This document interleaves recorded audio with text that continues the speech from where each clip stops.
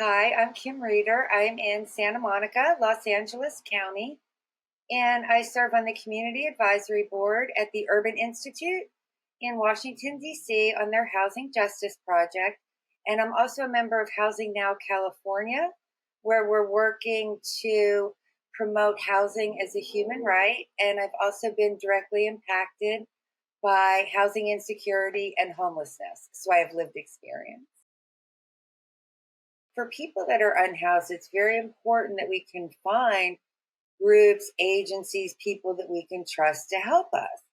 One of the things that I think is underappreciated in the homeless service sector is the trust gap. And by that, what I mean is most people I know in the community, in the house community, trust the government contractors that are on the ground to help the unhoused. And these are nonprofits that have very good reputations in the community, the house community. The unhoused community, there is a major trust gap between the unhoused and the service providers that are tasked with helping us. And I think it would benefit the government contractors, these homeless service providers, the nonprofits, to really work on closing that trust gap. And one of the things that I found, I lost trust in the system and in these government contractors because you know, you're told when you're unhoused that you can go to these agencies and they will help you. Well, that's not necessarily true. We have a major housing shortage. We have a major shortage of shelter beds. I would say overall, homeless service providers need more funding. So I don't think the house community necessarily understands the degree to which services and assistance is rationed to the community. And I think that's the verb that gets left out.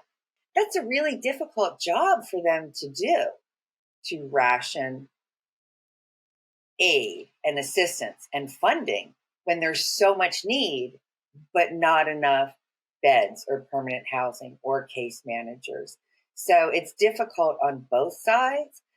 But I think the way this plays out to the people that are unhoused is you get the runaround, or you're told, oh, they'll help you, but then you get turned away and turned away and turned away.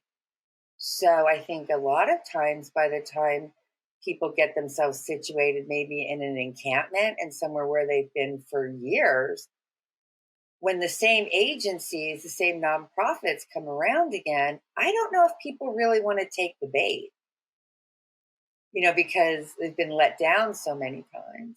And I was turned away any number of times.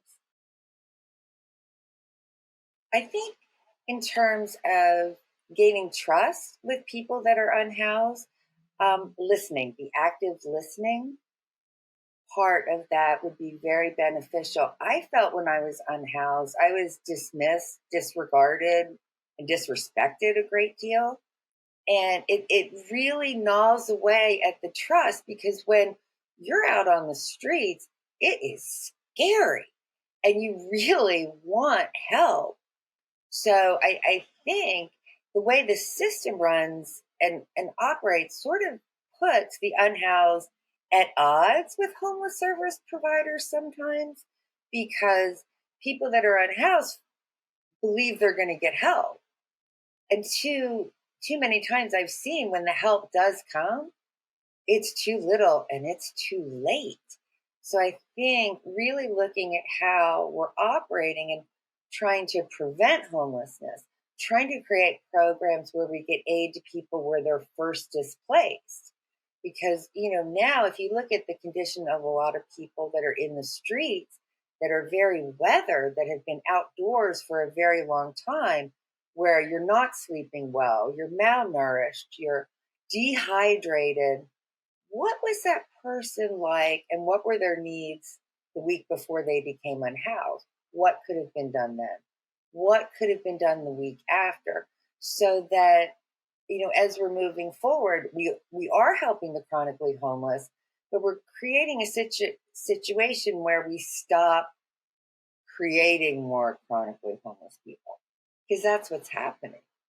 And it makes it hard for the case managers. It makes it hard for the people that are unhoused, because obviously case managers want to be able to get the help, the aid, the assistance to their clients. But again, they don't always qualify. Or if you do qualify, there may not be the funding for it.